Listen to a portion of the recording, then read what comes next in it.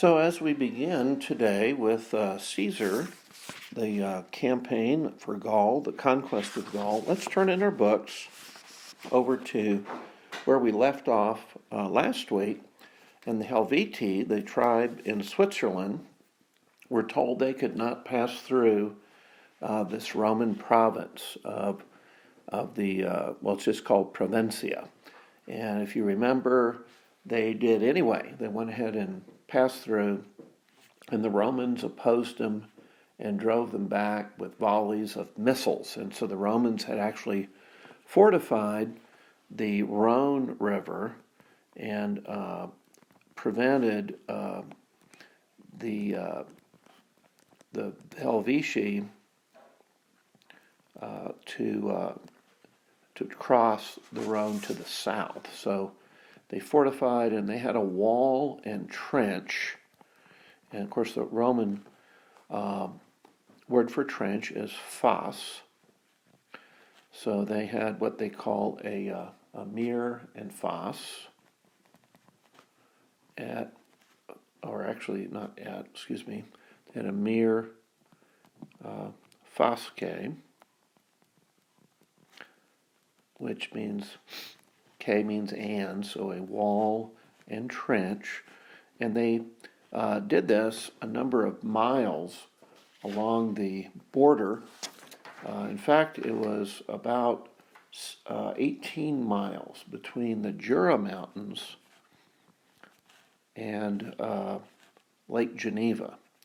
So the Jura Mountains were a border to the west, and on the east side they had the Lake Geneva. Of course, at that time it's known as Lake Lemanus. And so there's this very narrow strip of land, and that's where these Helvetii cross. So Caesar sees this happen. He raises up, I think it was 8 legions that he raises up, and he brings them up and puts them in position. So he's protecting the Roman legion. We mentioned that he's protecting the Roman province. We mentioned that he always speaks in the third person. He never says, I considered this, I did that. It's always, Caesar considered this. He quickly saw the situation and responded quickly. So an example of this, if we turn to page 21, it says, that same day the patrols brought word the Helvetii had stopped at the foot of a hill 8 miles from Caesar's camp. So instead of saying my camp, Caesar's camp. Whereupon he, Caesar, there you go, he's using a pronoun, so he'll use the word he. He'll say, just call himself Caesar. And he sent a party to reconnoiter the hill and find out what the ascent was like on the farther side. So a party goes up to check it out. A reconnoiter means you go out and kind of scout out what the situation looks like. So they reported that it was quite easy. Shortly after midnight, he explained his plans to Labienus. So I'd like you to learn there. We're on page 38 near the bottom, paragraph 21. Labienus is the second in command to Caesar. And as you may remember, he makes a mistake here. But Caesar tells him to climb to the summit with 2 legions, taking as guides the men who reconnoitered the ground. In the early hours of the morning, Caesar himself marched toward the enemy, following the route by which they had proceeded, and sending all the cavalry in front. They were preceded by a patrol under the command of Publius Considius, who was reputed a first-class soldier and had served under Sulla and later under Crassus. So we're at paragraph 22, top of page 39.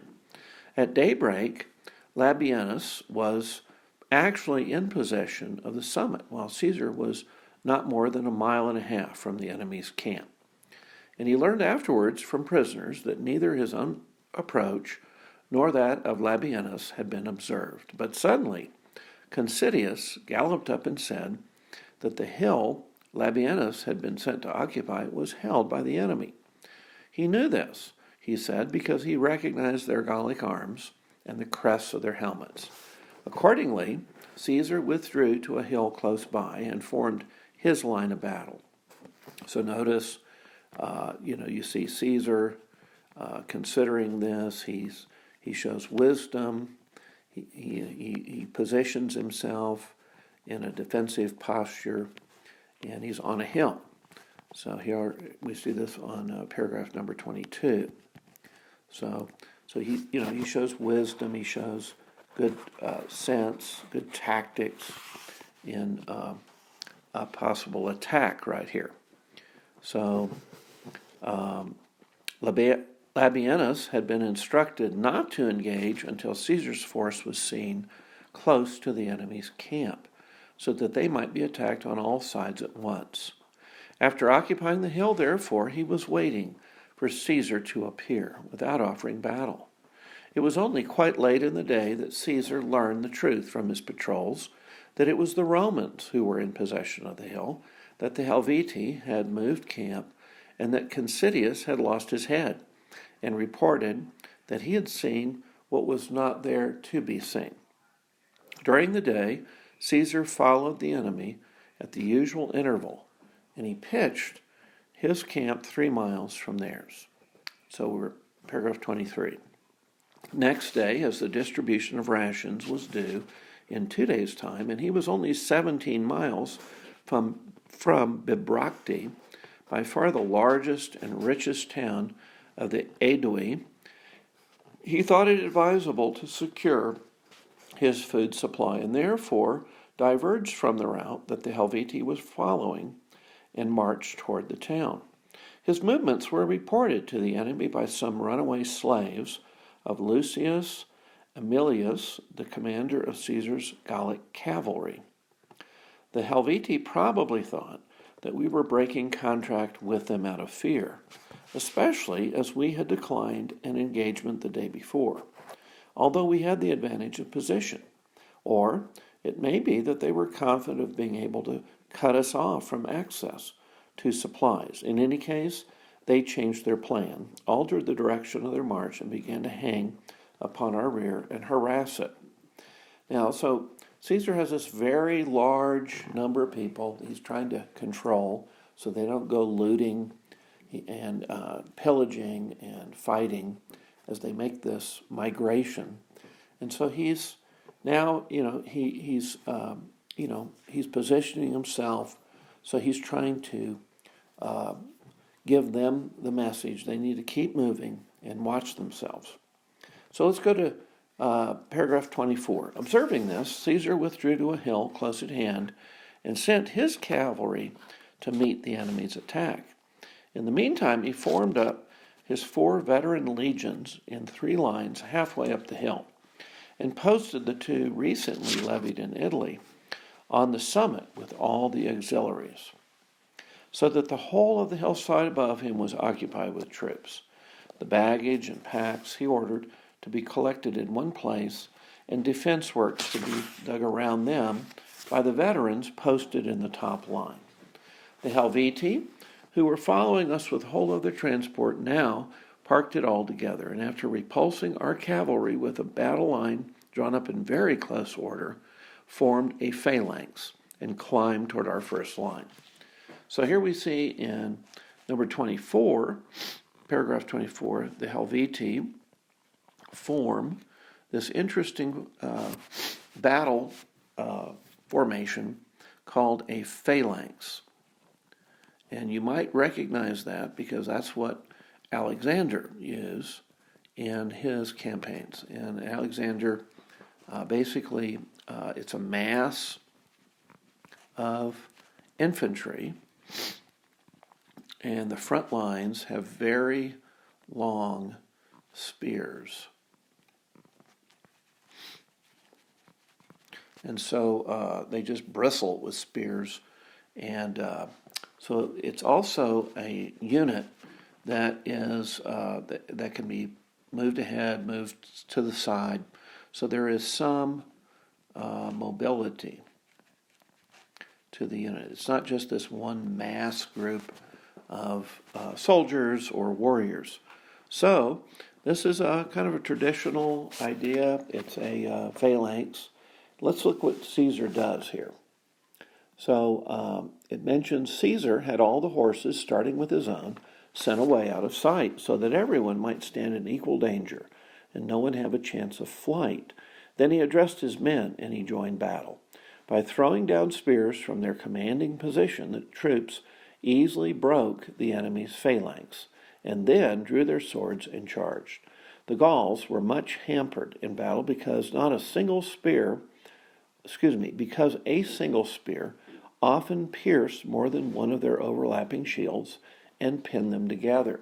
So if you could underline that, that would be a key point, is that they were so close together, their shields would get pinned together by a spear throw. And it pinned them together, and as the iron bent, they could not pull them out. With their left arms thus encumbered, it was impossible for them to fight properly, and many, after repeated attempts to jerk their arms free, preferred to drop the shields and fight unprotected.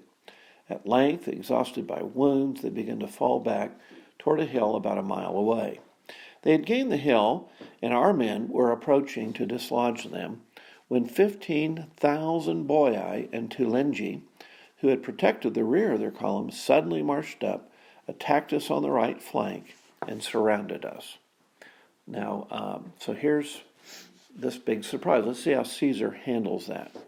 Thereupon, the Helvetii, who had retreated to the hill, began to press forward again and renew the battle.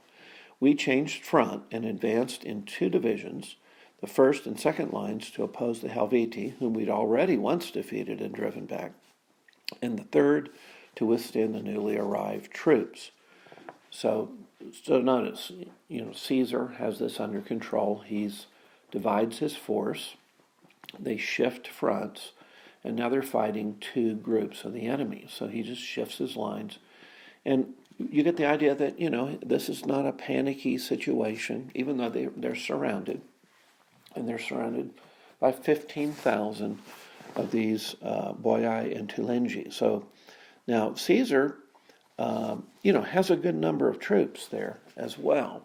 But so this is the way he's writing it, and this may be completely accurate, or it could be a little overstating that he was maybe more panicky than he really shows, but he's not showing it.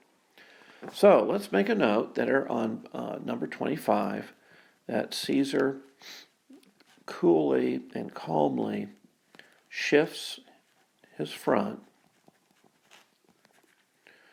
when he's attacked and surrounded.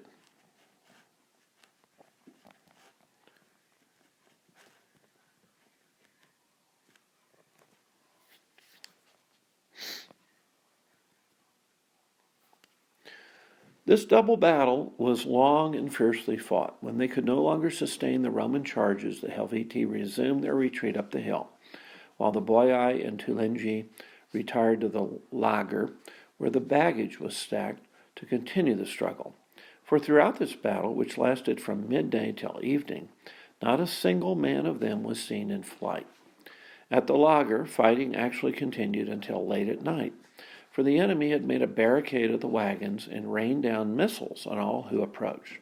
Some also wounded our men with spears and javelins discharged low down between the wagons and between the wheels. After a long struggle, we captured the lager and the baggage it contained, and also Orgetorix's daughter and one of his sons. So they captured Orgetorix's daughter.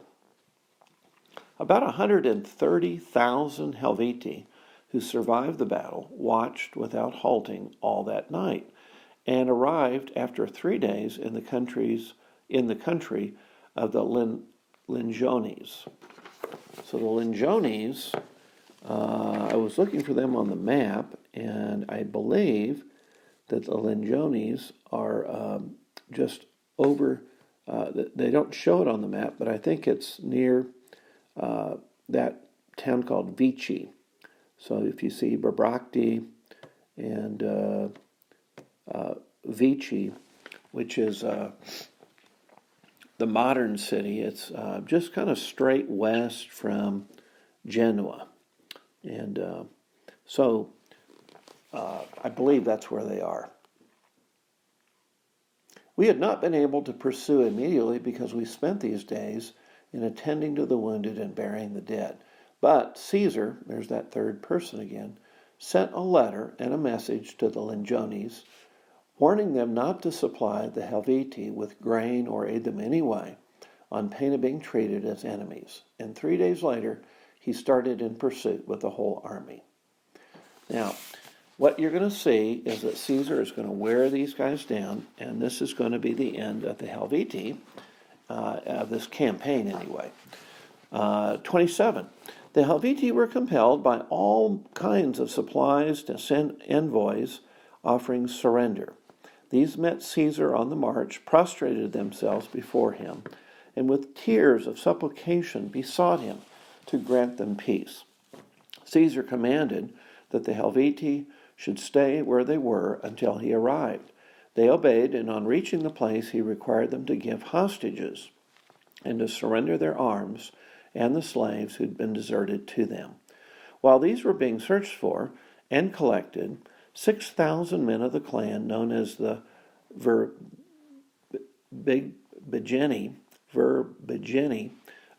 quitted the encampment in the early hours of the night, and they set out for the German frontier on the Rhine.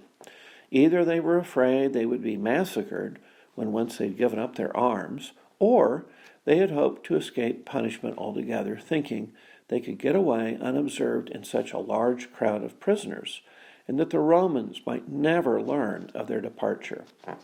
So here's where the one group heads off back to the Rhine to cross back into Germany. Okay, and so the Rhine is that river that flows north, kind of from where it says the Jura Mons, the Jura Mountains. It flows north all the way up to today's Netherlands or Holland. So that's how they're going. They're trying to get back, go back to Germany. Verse 28, or paragraph 28. But Caesar heard of it and sent word to the tribes through whose territory the fugitives were passing, that they were to hunt them down and bring them back, or he would hold them responsible. When they were brought back, he put them to death. But all the rest were allowed to surrender after handing over hostages, deserters, and arms. Now, so one of the things you see here in paragraph 28 is that Caesar is acting very decisive. He puts these deserters, these fugitives, are put to death. So, he's clearly bringing the power of Rome into these tribes. He's showing them that, he's putting people to death who don't, conduct themselves in a manner that the Romans appreciate. And so he's really, he's in control. He's given the idea that, Rome, this is not a disaster or a crisis. Rome is on this, and he can handle this. So he's showing that he has great command ability.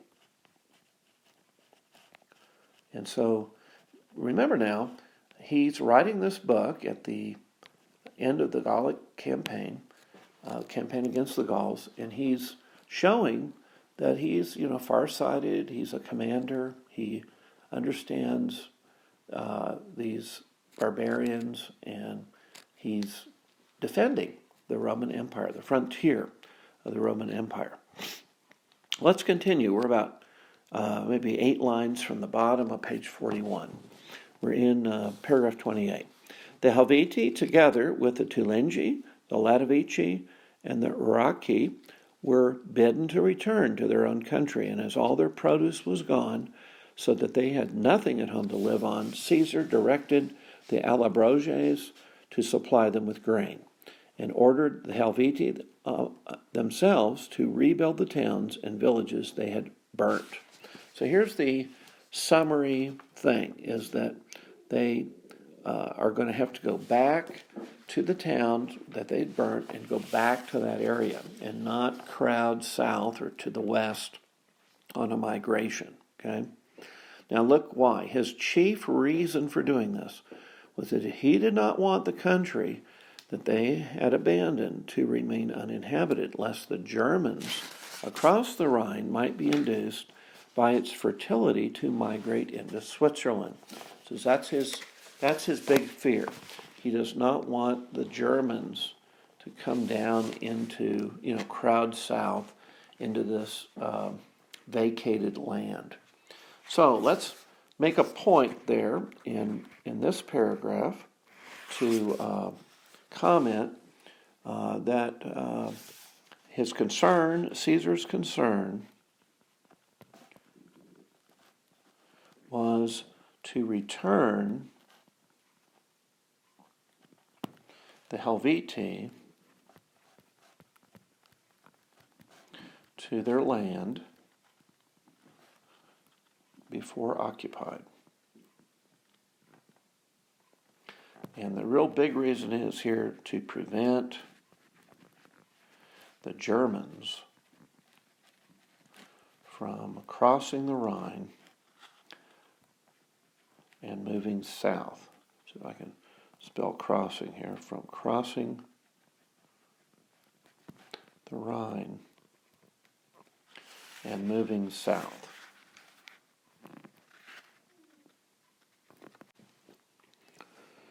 So specifically, he doesn't want them moving south to near that Roman province. Okay? And he says, and so become the near neighbors of the Roman province, and especially of the Allobroges. The Boii were given a home in the country of the Aedui, who asked Caesar to consent to this arrangement because the Boii were known as a people of exceptional bravery. The Aedui assigned them land and later admitted them to equality of rights and liberties with themselves. Now our last paragraph here, paragraph 29, interesting one. Some documents found in the Helvetian camp were brought to Caesar. They were written in Greek characters and contained a register of the name of all the immigrants capable of bearing arms, and also, under separate heads, the numbers of old men, women, and children. The grand total was 368,000 total for the Helvetii. And so isn't that interesting? That's a huge number. I mean, when you consider, that is a huge number of immigrants. Now, the grand total was that number, but of that number, 263,000 were the Helvetii from that particular tribe, 36,000 Tulingi, 14,000 Ladovici, 23,000 Rarici, and 32,000 Boii, the real brave tribe is just to the west. Okay, by Caesar's orders, a census was taken of those who returned home, and the number was found to be 110,000. So from this number,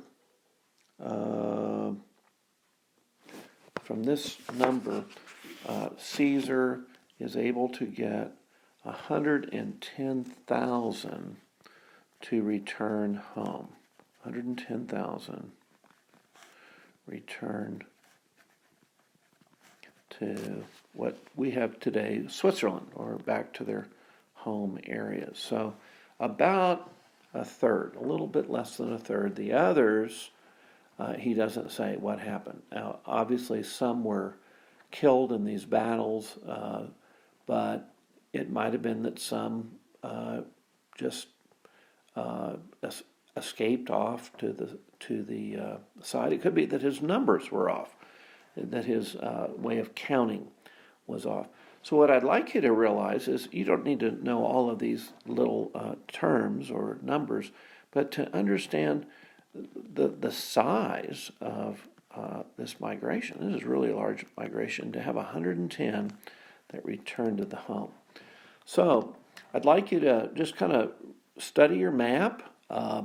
Be sure to shade it in. I would like you to shade in the different provinces. They're dashed lines on the map.